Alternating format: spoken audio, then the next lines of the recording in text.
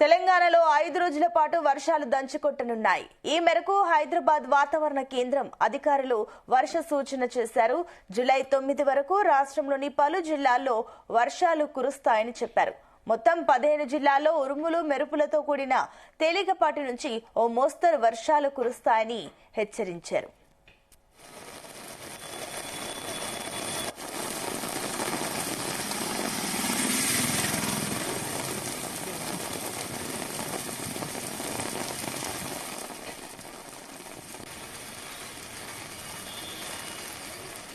ఆదిలాబాద్, కొమురంభీం ఆసిఫాబాద్, ములుగు, భద్రాద్రి కొత్తగూడెం, మహబూబాబాద్, వరంగల్, నాగర్ కర్నూల్, మంచిర్యాల, నిర్మల్, నిజామాబాద్, జయశంకర్, భూపాలపల్లి, నారాయణపేట, గద్వాల్, కామారెడ్డి, మహబూబ్ నగర్, మెదక్ జిల్లాల్లో వర్షాలు కురుస్తాయని చెప్పారు.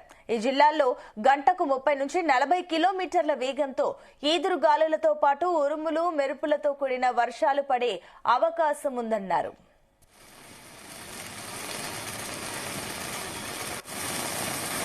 ఇక ప్రజలు అప్రమత్తంగా ఉండాలని, ముఖ్యంగా ప్రయాణాల సమయంలో జాగ్రత్తగా ఉండాలని సూచించారు. ముఖ్యంగా లోతట్టు ప్రాంతాల ప్రజలు అప్రమత్తంగా ఉండాలని, అవసరమైతే సురక్షిత ప్రాంతాలకు వెళ్లడానికి సిద్ధంగా ఉండాలని తెలిపారు. దీనికి సంబంధించి మరిన్ని డీటెయిల్స్ మా కరెస్పాండెంట్ రాజు పటేల్ అందిస్తారు. Raju Patel, good morning. Very very good morning Sunitha. మరొక 5 రోజుల పాటు తెలంగాణలో భారీ వర్ష సూచన ఉందని కూడా హైదరాబాద్ వాతావరణ కేంద్రం తెలిపింది. జూలై 9 వరకు తెలంగాణ రాష్ట్రంలోని పలు జిల్లాల్లో వర్షాలు కురుస్తాయని కూడా వాతావరణ శాఖ అధికారులు చెప్పారు. మొత్తం 15 జిల్లాల్లో ఉరుములు మెరుపులతో కూడినటువంటి వర్షాలు కురిసే అవకాశం ఉంది. గత 4-5 రోజుల నుంచి తెలంగాణలో విస్తారంగా వర్షాలు కురుస్తున్నాయి స్మిత. ఈ వర్షాకాలం ప్రారంభమైన మొదటి నుంచి కూడా, అంటే ఈ 2-3 రోజులంటే పడ్డంత వర్షము గతంలో ఎప్పుడు పడలేదని చెప్పవచ్చు. జూన్ ఫస్ట్ వీక్ లో కానీ, మే లాస్ట్ వీక్ లో కానీ కొంచెం ఎక్కువగా వర్షపాతం నమోదైంది. తర్వాత సగటు వర్షపాతం కంటే తక్కువనే నమోదైంది. జూన్ నెలలో కంప్లీట్ గా 51% లోటు వర్షపాతం నమోదైంది. కంప్లీట్ గా 98.49 సెంటీమీటర్లకు గాను కేవలం 48.4 సెంటీమీటర్ల వర్షపాతం నమోదైంది. 51% వర్షం చాలా పడలేదని చెప్పవచ్చు. దీంతో ఆ లోటు వర్షపాతాన్ని ఈ జూలై నెలలో కురిసేటువంటి వర్షం తీరుస్తుందని, జూలై నెలలో వర్షం ఎక్కువగా నమోదవుతుందని ఐఎండీ కూడా తెలిపిన నేపథ్యంలో అందుకు తగిన విధంగానే తెలంగాణ వ్యాప్తంగా అన్ని జిల్లాల్లో కూడా వర్షం నమోదవుతుంది. గత 3-4 రోజుల నుంచి కూడా విస్తారంగా వర్షాలు కురుస్తున్నాయి.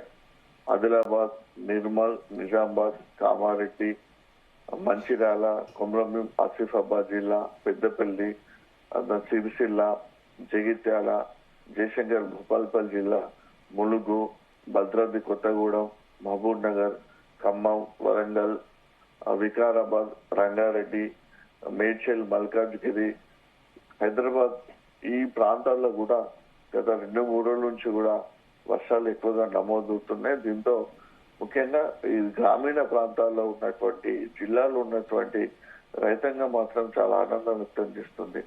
పడుతున్న వర్షాలతో పాటు ఈదురుగాలు కూడా వీచే అవకాశం ఉంది. గంటకు 30 నుంచి 40 కిలోమీటర్ల వేగంతో ఈదురుగాలతో కూడినటువంటి ఉరుములు మెరుపులతో కూడినటువంటి వర్షం పడే అవకాశం ఉంది.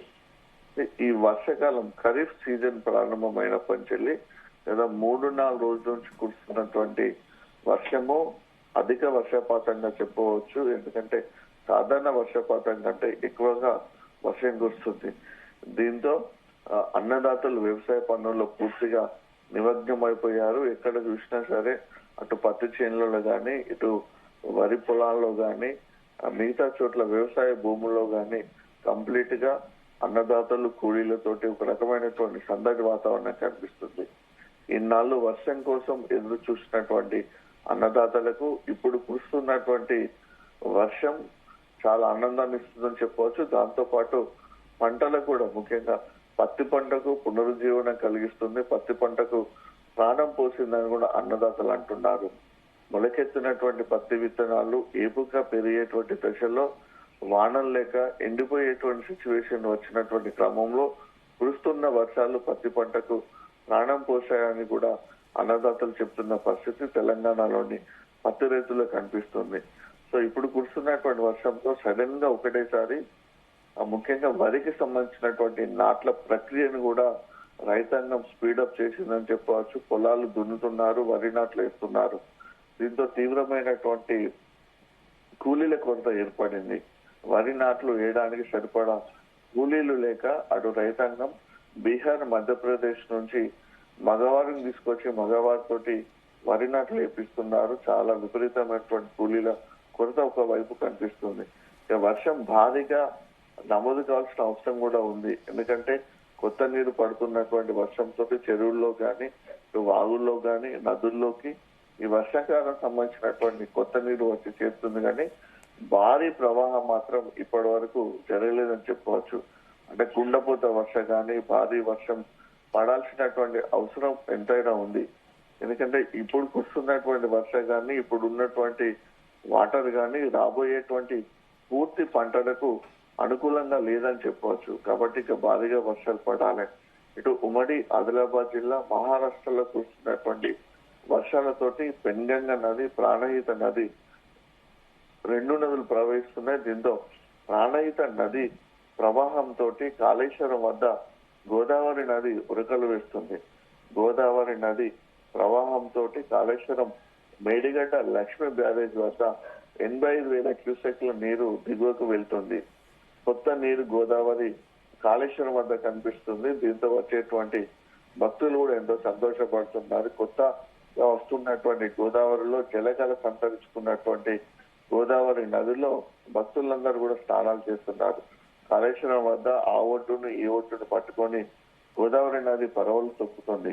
సో ఎగువన మహారాష్ట్రకు సంబంధించినటువంటి బాబ్లీ ప్రాజెక్టు గేట్లను కూడా లిఫ్ట్ చేయడంతో ఆ నీరంతా కూడా మనకు నిజామాబాద్ లో ఉన్నటువంటి శ్రీరామ్ సాగర్ ప్రాజెక్టులకు వచ్చి చేరుతుంది.